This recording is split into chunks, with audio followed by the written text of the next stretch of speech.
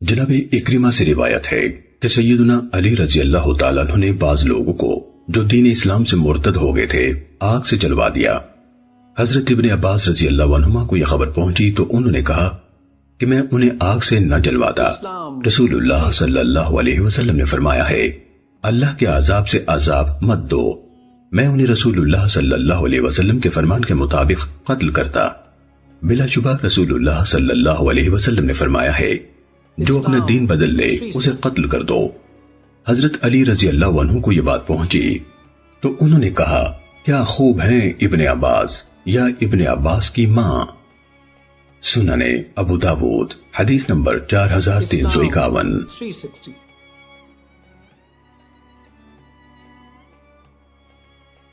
سیدنا عبداللہ بن مسعود رضی اللہ عنہ کا بیان ہے رسول اللہ صلی اللہ علیہ وسلم نے فرمایا جو مسلمان اس بات کی گواہی دیتا ہے کہ اللہ کے سوا کوئی معبود نہیں اور میں اللہ کا رسول ہوں اس کا خون حلال نہیں ہے سوائے اس کے کہ 3 باتوں میں سے کسی ایک کا مرتکب ہو، شادی شدہ ہو کر زنا کرے، جان کے بدلے جان، اور جو دین اسلام چھوڑ دے اور جماعت یعنی ملت اسلام سے الگ ہو جائے۔